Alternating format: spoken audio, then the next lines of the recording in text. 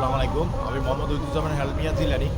আমি বিশেষ করে এখন 5 আগস্টে স্বাধীনতার পরে এটা অকার্যকর হিসাবে রয়েছে। এই স্বাধীনতা জাদুঘরটা আগস্টে স্বাধীনতার পরে এটা অকার্যকর হিসাবে রয়েছে। এই স্বাধীনতা জাদুঘরটা প্রবাসীদের যারা বিদেশে মারা গেছে বিভিন্ন সময় রেভিনিউ যোদ্ধাদের জন্য এই স্বাধীনতা জাদুঘরটা উৎসর্গ করার জন্য আমি কর্তৃপক্ষের দৃষ্টি আকর্ষণ করি বলতেছি, প্রবাসী মন্ত্রণালয়ের দৃষ্টি আকর্ষণ করি বলতেছি, শ্রম মন্ত্রণালয়ের দৃষ্টি আকর্ষণ করি বলতেছি।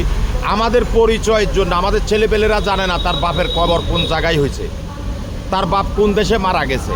এর জন্য স্বাধীনতা জাদুঘরটা অনতিবিলম্বে প্রবাসী মন্ত্রণালয়ের আন্ডারে নিয়ে এখানে প্রবাসীদের মৃত্যুর সংরক্ষণ করা, কোন দেশে মারা গেছে, কোন শহরে মারা গেছে, কোন সিটিতে কবরস্থান আছে।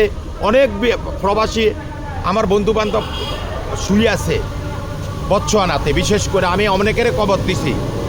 তো এদের বাপ ছেলে জানে না কোন শহরে আমার বাপ আছে বড় হইলে। তো আমরা এটা সংরক্ষণ করার জন্য স্বাধীনতা জাদুঘরটা চাইতেছি প্রবাসী মন্ত্রণালয়ের আন্ডারে নিয়ে এটা প্রবাসীদের ইতিহাস সংরক্ষণ করে, বাংলাদেশের রেভিনিউ যোদ্ধাদের ইতিহাস সংরক্ষণ করে, কর্মসংস্থান সৃষ্টির জন্য গবেষণা করেন। আমাদের ইয়াং জেনারেশন কর্মসংস্থান চায়, এখানে গবেষণা সেন্টার চালু করেন। কীভাবে আমার ছেলেপেলেরা ইয়াং ছেলেপেলেরা বিদেশ যাইতে পারে অল্প টাকার ভিতরে সেন্টিগ্রেট মুক্ত করেন। 16টা মন্ত্রণালয় সমন্বয়ে জিরো টলারেন্স প্রবাসী সেক্টরটা সেন্টিগ্রেট মুক্ত করেন।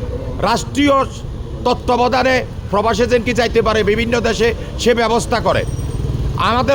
আমাদের অনেক এমবিসি বাংলাদেশে নেয়, আমরা যাইতে হয় অথরাইজ ইন্ডিয়া। এটা দুঃখজনক। ইন্ডিয়াতে বর্তমান পরিস্থিতি নেই যে আমরা ইন্ডিয়া সফর করা।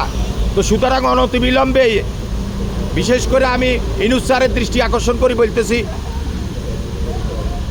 আপনি পারেন বাংলাদেশে সবগুলো এমবিসি আনতে, গুরুত্বপূর্ণ এমবিসিগুলা।